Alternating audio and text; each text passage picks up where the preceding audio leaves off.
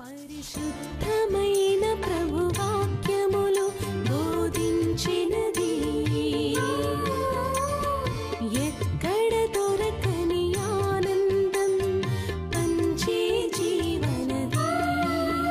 పరిశుద్ధమైన ప్రభువాక్యములు బోధించినది ఎక్కడ దొరకని ఆనందం పంచే జీవనది. త్రియేక దేవుని అనుబంధమే ఈ జీవనది. త్రియేక దేవుని అనుబంధమే ఈ జీవనది. ఈ జీవనది జీవనది జీవనది జీవనది జీవనది జీవనది జీవనది.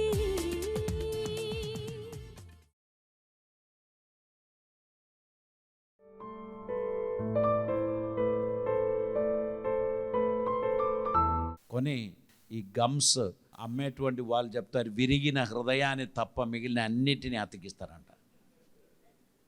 వాళ్ళ దగ్గర విరిగిన హృదయాన్ని అతికించే టెక్నాలజీ మాత్రం లేదు, కానీ మిగిలినవన్నీ వారు అతికిస్తారంట. క్విక్ ఫిక్స్ అని లేకపోతే ఇంకేదో అని ఏదో అని వస్తూనే ఉన్నాయి. విరిగిన హృదయాన్ని అతికించేది దేవుని ప్రేమేనండి, దేవుని శక్తేనండి, ఆయన ఇచ్చిన క్షమాపణలోనే ఉన్నదండి. కనుక దేవునికి ఇష్టలుగా నడవడానికి మన జీవితాన్ని సమర్పిద్దాం. మనస్సు విరిగిన వారు, నిరాశ చెందిన వారు, దుఃఖంలో మునిగిపోయిన వారిని బయటికి తీసుకురావడానికి సైకియాట్రిస్ట్ చాలా రకాలైన పనులు చేస్తారు. ఎక్కువ శాతం మత్తు కలిగి నిద్రపోవడానికి ఉన్న మత్తు గోళీలు ఇస్తారు. మీకు నిద్ర తక్కువగా ఉంది, రాత్రి నిద్రపోతున్నారా, కొంచెం తక్కువగా ఉందండి, నిద్రపోతే అన్నీ పోతుందని అనుకొని మత్తు గోళీలు ఇస్తారు. వీళ్ళది మింగినప్పటి నుంచి వారికి స్వయం శక్తి లేకుండా పోతుంది. వాళ్ళు పోయి పడుకుంటున్నారు. అందుకే వాళ్ళు ఆ మెడిసిన్ కొంతకాలం వాడేసి పడేస్తారు. ఇది తింటే మళ్ళీ నేను నాలాగనే లేను, ఇది తినకుండా ఉన్నప్పుడు నేను పెద్ద పులిలాగా ఉండే, నేను ఎవరినైనా ఆక్రమించడానికి, ఎవరినైనా దాడి చేయడానికి, ఏదైనా చింపడానికి, పగలగొట్టడానికి నాకు శక్తి ఉండే. ఇది మింగినప్పటి నుంచి నాకు అన్ని శక్తి పోయింది, డాక్టర్ గారి దగ్గరికి పోవడానికే ఇష్టం ఉండదు. అటువంటి వ్యక్తులను దేవుడు తన కృప ద్వారా మార్చేశారు. కోపం వస్తే ఎవరైనా ముఖం చూడరు, అందరినీ తిడతారు. కొంతకాలం డిప్రెషన్, అప్పుడు తలుపు పెట్టుకుంటారు, ఎవరితోనూ కూడా మాట్లాడరు. కొంతకాలం వ్యతిరేకతలు, అప్పుడు అందరితో మాట్లాడతారు. జీవితం అంతా రోడ్డు మీదనే ఉంటుంది. ఇవన్నీ జీవితంలో జరుగుతున్న సమ్మిశ్రమైన భావాలు. వీటన్నిటినీ సరిచేయడానికి క్రీస్తు సాన్నిధ్యం సరిపోతుంది, క్రీస్తు ప్రేమ సరిపోతుంది. యోహాను సువార్త 14వ అధ్యాయం మొదటి నుంచి కొన్ని వచనాలు మనం చదివినట్లయితే, మీ హృదయమును కలవరపడనీయకుడి, దేవుని యందు విశ్వాసం ఉంచుచున్నారు, నా యందును విశ్వాసం ఉంచుడి. నా తండ్రి ఇంట అనేక నివాసములు కలవు, లేని ఎడల మీతో చెప్పుదును, మీకు స్థలం సిద్ధపరచ వెళ్ళుచున్నాను. నేను వెళ్ళి మీకు స్థలం సిద్ధపరచిన ఎడల నేనుండు స్థలములో మీరును ఉండులాగున మరలా వచ్చి నా యొద్ద ఉండుటకు మిమ్మను తీసుకొని పోవుదును. దేవునికి స్తోత్రం. ఇక్కడ మనం చూస్తున్నాం, యేసుక్రీస్తు మానవునికి గొప్ప నిరీక్షణ కలుగ చేస్తున్నాడు. మీ హృదయమును కలవరపడనీయకుడి, దేవుని యందు విశ్వాసం ఉంచుచున్నారు, నా యందును విశ్వాసం ఉంచండి. దేవునికి స్తోత్రం. దేవుడు మనకిచ్చుచున్న ఆదరణ, దేవుడు మనకిచ్చుచున్న ధైర్యం, దేవుడు మనకిచ్చుచున్న బలము మన విశ్వాస జీవితంలో ముందుకు సాగిపోవడానికి మనకు సహాయపడుచున్నది. దేవునికి స్తోత్రం. చూడండి, యోహాను సువార్త 20వ అధ్యాయం 19వ వచనం మనం చదువుతాయి. ఆదివారము సాయంకాలమున శిష్యులు యూదులకు భయపడి తాము కూడి ఉన్న ఇంటి తలుపులు మూసుకొని ఉండగా యేసు వచ్చి మధ్యన నిలిచి, మీకు సమాధానం కలుగును గాక అని వారితో చెప్పాను. యూదులకు భయపడి తలుపు మూసుకొని లోపల భయంతో కూడి ఉన్న వారి దగ్గరికి, వారి మధ్యన వచ్చి యేసు నిలబడ్డాడు. తలుపు తట్టిన సందర్భాలు వేరే ఉన్నాయి. ఇప్పుడు తలుపు తట్టలే, ఆయన లోపలికి వచ్చేసాడు. అంటే ఇప్పుడు తలుపు తీయాల్సిన అవసరం లేని ఒక శరీరం ఆయన పొందుకున్నాడు. మీకు సమాధానం కలిగిన గాక అని వారికి తెలియపరిచారు. వారందరూ భయాందోళన కలిగిన వారు. భయంతో ఉన్న వారి దగ్గరికి ప్రభు వచ్చారనుకో, భయం వెళ్ళిపోతుంది. కలవరంతో ఉన్నటువంటి వారి దగ్గరికి ప్రభు వచ్చారనుకో, కలవరం వెళ్ళిపోతుంది. నిరాశపడిన వారి దగ్గరికి ప్రభు వచ్చినప్పుడు ఆయన ప్రశంస యొక్క శక్తి ద్వారా నిరాశ తొలగిపోతుంది. ఎవరితో మాట్లాడకుండా ఒంటరిగా ఉన్నటువంటి వారు ఇప్పుడు సమాజంలో కలిసిపోయారు. ఫ్యామిలీ వారితో మాట్లాడుచున్నారు, ఫ్రెండ్స్తో మాట్లాడుచున్నారు. కొంతకాలం తనదండు ఒక లోకంలో జీవించిన వారు క్రీస్తు ప్రేమ చేత తాకబడినప్పుడు వారి విడుదల పొందారు. దేవునికి స్తోత్రం. మన జీవితంలో ఉన్న సమస్త పరిస్థితులకు పరిష్కారం యేసయ్య సన్నిధి, ఆయన కృప, ఆయన సమాధానం మనకు తోడుగా ఉన్నంతకాలం మన జయకరమైన జీవితం కొనసాగించడానికి దేవుడు మనకు సహాయం చేస్తాడు. యోహాను సువార్త 20వ అధ్యాయం 27వ వచనం మనం చదువుతున్నప్పుడు యేసు ప్రభు మరలా శిష్యుల దగ్గరికి వచ్చి తర్వాత తోమాను చూచి, నీ వ్రేలు ఇటు చాచి నా చేతులు చూడుము, నీ చెయ్యి చాచి నా ప్రక్కలో ఉంచి అవిశ్వాసిని కాక విశ్వాసివై ఉండుమనెను. అందుకు తోమా ఆయనతో, నా ప్రభువో నా దేవా అని అనెను. అందరూ చూడకుండా నమ్మారు. నీవు నన్ను చూచి నమ్మితివి, చూడక నమ్మిన వారు ధన్యులని అతనితో చెప్పాను. నేను చూస్తే తప్ప నేను నమ్మను, నేను తాకితే తప్ప నేను నమ్మను అని చెప్పిన తోమాకు ప్రభు తన గాయపడిన తన ప్రక్కను, తన చేతులను చూపించాడు. దేవునికి స్తోత్రం. ఆయన విశ్వసించడానికి కారకుడయ్యాడు. మన ప్రభు మన జీవితంలో ఉన్న ప్రతి సమస్యలను తొలగించి మనకు జయం అనుగ్రహించడానికి ఆయన మన కోసం ఎక్కడికైనా రావడానికి ఆయన సిద్ధమే. దేవునికి స్తోత్రం. 2వ కొరింథీ పత్రిక 1వ అధ్యాయం 5వ వచనం మనం చదువుతున్నప్పుడు, క్రీస్తు యొక్క శ్రమలు మాయందు ఎలాగూ విస్తరించుచున్నవో అలాగే క్రీస్తు ద్వారా ఆదరణయు మాకు విస్తరించుచున్నది. దేవునికి స్తోత్రం. మేము శ్రమ పొందినను మీ ఆదరణ కొరకును రక్షణ కొరకును పొందుదుము. దేవునికి స్తోత్రం. ఆదరణ దేవుడు అనుగ్రహిస్తాడు. ఎందుకు శ్రమ? మీ రక్షణ కొరకు, మీ ఆదరణ కొరకు మేము శ్రమపరచబడుచున్నాము అని భక్తులు అపోస్తులు తెలియపరిచినట్లు మనం చూస్తున్నాం. ప్రియులరా, ఆయన శ్రమలలో శక్తి ఉంది, ఆయన మరణములో శక్తి ఉంది, ఆయన గాయములలో శక్తి ఉన్నది, ఆయన క్షమాపణలో శక్తి ఉన్నది. చివరిగా మనం చూసినట్లయితే ఆయన రాకడ అద్భుతమైనటువంటిది. లూకాసు వార్త 21వ అధ్యాయం 27వ వచనాన్ని మనం చదువుదామండి. అప్పుడు మనిషి కుమారుడు ప్రభావముతోనూ మహామహిమతోనూ మేఘారూఢుడై వచ్చుట మీరు చూచుదురు. ఆయన మేఘారూఢుడై వచ్చేది చూడ్డానికే మనం ఎదురు చూసేది. అప్పుడు దేవుని బూర ఊదింపబడినప్పుడు ప్రధాన దూత శబ్దముతోనూ ఆర్భాటముతోనూ యేసు ప్రభు దూతల సమూహముతో దిగి వస్తాడు. దేవునికి స్తోత్రం. ఈ భూమి మీద ఉన్న ఏ ప్రజలకు కూడా ఆ వార్త తెలియదు. అయస్కాంతం పిల్లలు నేల మీద ఆడించుచున్నప్పుడు అగ్గిపుల్లలకు బీడి ముక్కలకు తెలియదు అయస్కాంతం వచ్చిన విషయం. అయస్కాంతం వచ్చిన విషయం ఇనుముకు సంబంధించిన పౌడర్లకు మాత్రమే తెలుసు. అయస్కాంతం నేల నుంచి తీస్తున్నప్పుడు అయస్కాంతం ఇంతే ఉంటే ఇంతగా దాని చుట్టూ ఇనుము పట్టుకొని ఉంటుంది. అవన్నీ మనం చేతులతో తీస్తేనే పోతుంది. అయస్కాంతం వచ్చిన విషయం అగ్గిపుల్లలకు తెలియదు, బీడి ముక్కలకు తెలియదు. యేసుక్రీస్తుని రాకడ కొరకు కనిపెట్టుచున్న విశ్వాసి, నీకు మాత్రమే అది తెలుస్తుంది. క్షణమాత్రములో రెప్పపాటున మనం ఆకాశమేఘములలో ఎత్తబడతాము. దేవునికి స్తోత్రం. నిరీక్షణ గల వారిగా జీవించండి. యేసయ్య రాబోచున్నాడు అనే వార్త లోకమంతా మనకు వినబడుచున్నది. దేవునికి స్తోత్రం.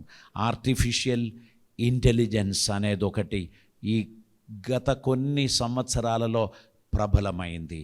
ఇప్పుడు తయారు చేసిన రోబోట్లు ఒకప్పుడు ఇలా నడిచేది. ఇప్పుడు అలా లేదు, మనలాగనే నడుస్తుంది, మనలాగనే మాట్లాడుతుంది.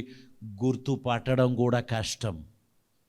ప్రకటన గ్రంథములో దేవుని అతి పరిశుద్ధ స్థలములో నిలబడి ప్రజలతో మాట్లాడే ఒక బింబమును గురించి చెప్పుచున్నారు. నేనే దేవుడను అని చెప్పి ప్రజలను తన యొద్దకు పిలుస్తున్న ఒక దృశ్యం జరగబోచున్నది. అతి సమీపంగా జరగబోచున్నది. దాని కొరకున్న ప్రిపరేషన్స్ జరుగుతుంది. అక్షరాల మనుషుల్లాగానే ఉంటారు. అది జరగబోచున్నది. ఆర్టిఫిషియల్ ఇంటెలిజెన్స్ ద్వారానే అది జరగబోచున్నది. ఇవన్నీ దగ్గరకు వచ్చింది. చంద్రునిలో చంద్రయాన్ దిగి అనేక కార్యములు చేయబోచున్నది. దేని సూచన తెలుసా? యేసయ్య రాకడ సమయములో కొందరు చంద్రునిలో నక్షత్రాలలో గూడు గడతారంట. బైబిల్ చెప్పారు. నేను అక్కడి నుంచి నిన్ను దించుతానని ప్రభు చెప్పిన మాట వారు మర్చిపోయారు.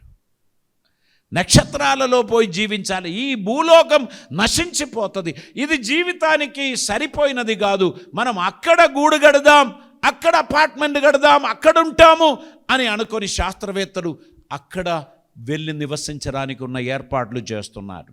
అతి సమీపముగా మన ప్రాణనాథుడు వస్తాడు. అప్పుడు తన ప్రజలను భూలోకము నుండి తన సన్నిధిలో చేర్చుకుంటారు. నక్షత్ర లోకములో మనుషులు వెళ్ళి నివసించడానికి అనేక రకాలైన ఏర్పాట్లు జరుగుతున్నది. ఇవన్నీ మనకు మంచిదే అని అనిపిస్తుంది. శాస్త్ర లోకం అనేక విషయాలలో అద్భుతం అద్భుతం అని అంటున్నప్పటికీ మనం దాదాపు లాస్ట్ స్టేజ్లో ఉన్నాము అనేటువంటి విషయాన్ని మీరు మర్చిపోవద్దు. ఇంకా కొంతకాలం మాత్రమే, ఇంకో కొన్ని సంవత్సరాలు మాత్రమే. ఆ తర్వాత మన ప్రభుని రెండవ రాకడ సంభవించును. తన బిడ్డలందరూ ఎత్తబడతారు. ఆ తర్వాత ఆయన మహిమ సింహాసనం భూమి మీద స్థాపిస్తారు. ఆ బాల వృద్ధం ప్రజలను ఆయన సింహాసనం ముందుకు తీసుకొస్తారు. ఆయనను నమ్మిన వారు, మేలు చేసిన వారు దేవుని చేత ఆశీర్వదింపబడతారు. స్వార్థపరులుగా ఈ లోకంలో పాపాత్ములుగా జీవించిన వారందరూ విడవబడతారు అని బైబిల్ చెప్తున్నారు. కనుక ప్రియులారా, దేవుని వాక్యం అద్భుతమైన రీతిగా మనకు తెలియపరుస్తున్న మాటలను గుర్తించి మనం ముందుకు సాగదాం. ఇక్కడ పరిశుద్ధ వాక్యం మనకు జ్ఞాపకం చేస్తున్నారు. అపొస్తలుల కార్యం 1వ అధ్యాయం దాని 11వ వచనంలో మనం చూస్తున్నాం. గలిలయ పురుషులారా, మీరు ఆకాశం వైపు ఎలా తేరి చూచుచున్నారు అని దూతలు వచ్చి అడుగుచున్న మాట. గలిలయ పురుషులారా, మీరెందుకు నిలిచి ఆకాశం వైపు చూచుచున్నారు? మీ యొద్ద నుండి పరలోకమునకు చేర్చుకొనబడిన ఈ యేసే ఏ రీతిగా పరలోకమునకు వెళ్ళుట మీరు చూచితిరో ఆ రీతిగానే ఆయన తిరిగి వచ్చునని వారితో చెప్పెను. దేవునికి స్తోత్రం. యేసయ్య పరలోకమునకు ఆరోహణమైపోయినప్పుడు దాదాపు 500 మంది చూశారు.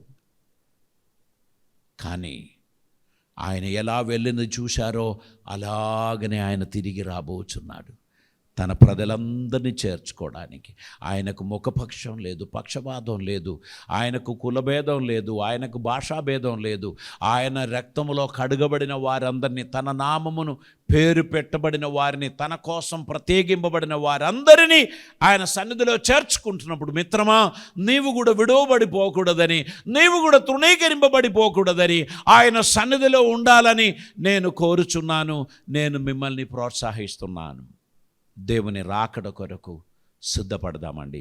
ఆయన రాకడ సంభవిస్తున్నప్పుడు ఎత్తబడే గుంపులో ఉండడానికి ఉన్న సిద్ధపాటు కలిగిన వారిగా ఆయన కృపలో మనం ముందుకు సాగుదాం. మత్తయి సువార్త 24వ అధ్యాయం దాని 29వ వచనంలో మనం ఇలా చదువుచున్నాం. ఆ దినమున శ్రమ ముగిసిన వెంటనే చీకటి సూర్యుని కమ్మును, చంద్రుడు కాంతిని ఇవ్వడు, ఆకాశము నుండి నక్షత్రములు రాలును, ఆకాశమందలి శక్తులు కదలింపబడును. మనకందరికీ తెలుసు, చంద్రుడు సూర్యుని నుండి ప్రకాశం తీసుకొని మనకు రిఫ్లెక్ట్ చేస్తుంది. చంద్రునికి స్వయం ప్రకాశించే శక్తి లేదు. ఆ దినమున ఏం జరుగుతుంది అంటున్నారు? శ్రమ ముగిసిన వెంటనే చీకటి సూర్యుని కమ్మును, చంద్రుడు కాంతిని ఇవ్వలేడు. సూర్యునిలో చీకటి ఉండే చంద్రునికి వెలిగే సామర్థ్యం ఉండదు. ఇలా జరుగుతుందని ప్రభు చెప్పుచున్నారు. ఆకాశమందలి శక్తులు కదిలింపబడును. అప్పుడు మనిషి కుమారుని సూచన ఆకాశమందు కనబడును. అప్పుడు మనిషి కుమారుడు ప్రభావముతోనూ మహామహిమతోనూ ఆకాశ మేఘారుడై వచ్చుట చూచి భూమి మీదనున్న సకల గోత్రముల వారు రొమ్ము కొట్టుకొందురు. దేవునికి స్తోత్రం. ఇది ఆయన మహిమ ప్రత్యక్షత. ఆయన రహస్య ప్రత్యక్షతలో లోకానికి తెలియదు ఆయన వచ్చాడని. ఆయన వస్తాడు, తన వారిని తన చెంద చేర్చుకుంటారు. క్రీస్తునందు మృదులైన వారు మొదట లేస్తారు. క్రీస్తునందు నిద్రించిన వారు మొదట లేస్తారు. ఆ పిమ్మట సజీవులమై నిలిచి ఉండు మనం రూపాంతర శరీరం పొంది వారితో కూడా మేఘములలో ఆయనను ఎదుర్కొనుటకు చేర్చబడదుము అని బైబిల్ చెబుతున్నారు. కనుక ప్రియులారా, యేసుక్రీస్తును రాకడ అతి సమీపంగా ఉన్నది అని గ్రహించి విశ్వాసములో స్థిరులుగా ఉండి మనం ముందుకు వెళ్ళాలి అని పరిశుద్ధాత్ముడు కోరుచున్నారు. మొదటి తెస్సలోనికే పత్రిక 5వ అధ్యాయం దాని 3వ వచనం కూడా మనం ఈ సమయంలో చదువుదామండి. లోకులు నెమ్మదిగా ఉన్నది, భయమేమీ లేదని చెప్పుకొనుచుండగా గర్భిణీ స్త్రీకి ప్రసవ వేదన వచ్చినట్లు వారికి ఆకస్మికముగా నాశనం తటస్థించును గనక వారెంత మాత్రమును తప్పించుకొనలేరు. దేవునికి స్తోత్రం. సహోదరులారా, ఆ దినము దొంగవలే మీ మీదికి వచ్చుటకు మీరు చీకటిలో ఉన్నవారు కారు, మీరందరూ వెలుగు సంబంధులను పగటి సంబంధులనై ఉన్నారు. మనం రాత్రి వారము కాము, చీకటి వారము కాము. కావున ఇతరుల వలె నిద్రపోక మెలకువగా ఉండి మత్తులముగాక ఉందుము. దేవునికి స్తోత్రం. నిద్రపోవు వారు రాత్రి వేళ నిద్రపోవుదురు, మత్తుగా ఉండు వారి రాత్రి వేళ మత్తుగా ఉందురు. మనము పగటి వారము అయి ఉన్నాము గనక మత్తులమై ఉండక విశ్వాస ప్రేమలను అను కవచమును, రక్షణ నిరీక్షణ అను శిరస్త్రాణమును ధరించుకుందుము. ఎందుకనగా మన ప్రభు అయిన యేసు క్రీస్తు ద్వారా రక్షణ పొందుటకే దేవుడు మనల్ని నియమించను గాని ఉగ్రత పాలగుటకు మనల్ని నియమించలేదు. దేవునికి స్తోత్రం. మనమందరం యేసుక్రీస్తుని రాకడలో ఎత్తబడడానికి దేవుడు మనల్ని ఏర్పరచుకున్నాడు గనక ఆయనకు స్తోత్రం చెల్లిదాం. ఒక వచనం కూడా చదివి ముగిద్దామండి. మనము తెస్సలోనికే పత్రిక మొదటి పత్రిక 4వ అధ్యాయం దాని 14 నుంచి మనం చూద్దాం. యేసు మృతి పొంది తిరిగి లేచనని మనం నమ్మిన ఎడల అదే ప్రకారము యేసుక్రీస్తునందు నిద్రించిన వారిని దేవుడు ఆయనతో కూడా వెంటబెట్టుకొని వచ్చును. మేము ప్రభు మాటను బట్టి మీతో చెప్పుచున్నదేమనగా, ప్రభు రాకడ వరకు సజీవులమై నిలిచి ఉండు మనము నిద్రించిన వారి కంటే ముందుగా ఆయన సన్నిధి చేరము. ఆర్భాటముతోనూ ప్రధాన దూత శబ్దముతోనూ దేవుని బూరతోనూ పరలోకము నుండి ప్రభు దిగివచ్చును. క్రీస్తునందుండి మృతులైన వారు మొదట లేతురు. ఆమెతట సజీవులమై నిలిచి ఉండు మనము వారితో కూడా ప్రభువును ఎదుర్కొనుటకు ఆకాశ మండలమునకు మేఘముల మీద కొనిపోబడుదుము. కాగా మనము సదాకాలము ప్రభువుతో కూడా ఉందుము. కాబట్టి మీరు ఈ మాటల చేత ఒకరినొకడు ఆదరించుకొనుడి. దేవునికి స్తోత్రం. యేసుక్రీస్తుని రాకడలో ఎత్తబడడానికి ఆశించుచున్న ప్రతి విశ్వాసి నీ లోపల దేవుడు ఒక శక్తిని నింపి ఉన్నాడు. దేవునికి స్తోత్రం. హల్లెలూయా. యేసుక్రీస్తుని ప్రభావం, యేసుక్రీస్తుని శక్తి, యేసుక్రీస్తుని మనస్సు, యేసుక్రీస్తుని స్వభావం ఆయన నీలో పెట్టి ఉన్నాడు గనక నీవు ఆ శక్తితో ముందుకు సాగిపోవడానికి నువ్వు ప్రయత్నం చేయాలి. దేవునికి స్తోత్రం. ఒక పవర్ఫుల్ కార్ చర్చ్ ఎదుట ఆగి ఉన్నది. ఆరాధన ముగించుకొని మీరు వెళ్ళడానికి అక్కడికి వెళ్ళుచున్నప్పుడు మీరు చేయవలసినది ఆ కీ తీసుకొని వెళ్ళాలి, అందులో ఎక్కి కూర్చోవాలి, ఆ బండి ప్రెస్ స్టార్ట్ చేయాలి, మీరు ముందుకెళ్ళిపోవాలి. అది మిమ్మల్ని ఎంత దూరం వెళ్ళాలని మీరు ఆశిస్తున్నారో అంత దూరం తీసుకుపోవడానికి శక్తివంతమైన వాహనం. కానీ మీరు పిరికి వారై అనుమానముతో నేను అందులో ఎక్కలేను, నేను అందులో కూర్చోలేను, అది నన్ను తీసుకుపోలేదు అని మీరు అనుకోని ఉంటే మీరు ఇక్కడే ఉండిపోతారు. అది మిమ్మల్ని తీసుకొని వెళ్ళగలిగినది, అది దానికి శక్తి ఉన్నది అని అనుకుంటే నమ్మాలి, లోపల ఎక్కి కూర్చోవాలి, అది మిమ్మల్ని తీసుకొని పోతుంది. యేసుక్రీస్తు ద్వారా మీకు అనుగ్రహింపబడిన రక్షణ ఈ లోకంలోని సమస్త మాలిన్యమును దాటి పవిత్రమైన జీవితం కొనసాగించి ఆయన సన్నిధి చేరడానికి మీకు శక్తినిచ్చుచున్నటువంటి ఆయన దివ్య సాన్నిధ్యం మీలో ఉన్నది. మీరు పిరిగివారు కాదు, మీరు భయాందోళన చెందిన వారు కాదు. దేవుని చేత ప్రత్యేకింపబడిన వారు, ఏర్పరచబడిన వారు, దేవుని చేత అభిషేకింపబడిన వారు. ఈ లోకమును జయించే శక్తి మీకు ఆయన అనుగ్రహించి ఉన్నాడు. పాపమును శోధనను జయించడానికి దేవుడు మమ్మల్ని పిలిచారు. ఆయన కృపలో ముందుకు సాగుదాం. పరిశుద్ధాత్మ దేవుని శక్తి, యేసయ్య ప్రభావం మన జీవితంలో రిఫ్లెక్ట్ అవ్వడానికి మనల్ని ఆయన సన్నిధిలో వినయంతో విధేయతతో సమర్పించి ముందుకు సాగుదాం. పరిశుద్ధాత్మ దేవుడు మనకు సహాయం చేయనుగాక. నాకు శక్తి లేదయ్యా అని చెప్తే చాలు, అది నువ్వు చెప్పుకున్నావు కదా, తన శక్తితో నిన్ను నింపుతాడు. నేను చేయలేనయ్యా అని చెప్తే ఆయన అన్నాడు, నేనున్నాను, నేను నిన్ను నడిపిస్తాను. దేవునికి స్తోత్రం. ఈ లోకంలో ఉన్న మనుషులు ఎవ్వరూ చెప్పినట్టు కాదు ఆయన చెప్పినది. ఆయన మాటలు శాశ్వతమైనది, మార్పు లేనిది, శక్తివంతమైనది. నిన్ను నీ కుటుంబాన్ని మధ్యలో ఆయన వదిలిపెట్టడు. దేవునికి స్తోత్రం. నిన్ను గమ్యం చేర్పిస్తాడు, నిన్ను ఆశీర్వదిస్తాడు, నీకు అద్భుతం చేస్తాడు. నీ జీవితంలో నీకు కలిగిన అనవసరమైన భయము, కలవరము విడిచిపెట్టండి. దేవుడు నీకు జయం అనుగ్రహించి నిన్ను నడిపిస్తాడు. తల్లు వంచుదాం, ప్రభు సన్నిధిలో ప్రార్థన చేద్దాం. మమ్మల్ని మిక్కిలిగా ప్రేమిస్తున్న మా ప్రియ పరలోకపు తండ్రి, ఈ దివ్యమైన సమయం కొరకు స్తోత్రం. నీ నామములో ఉన్న శక్తి, నీ స్వభావములో ఉన్న శక్తి, నీ క్షమాపణలో ఉన్న శక్తి, నీ ప్రేమలో ఉన్న శక్తి, నీ వాక్యములో ఉన్న శక్తి, నీ స్పర్శలో ఉన్న శక్తి, అది మేము అనుభవించడానికి నీ కృప మాకు దయచేయమని ప్రార్థిస్తున్నాం.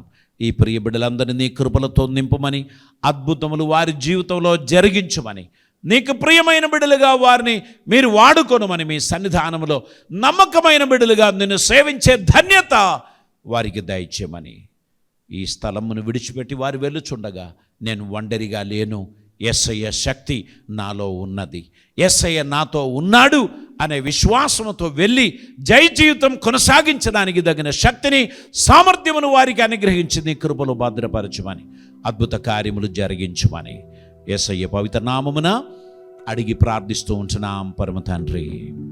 ఆమేన్.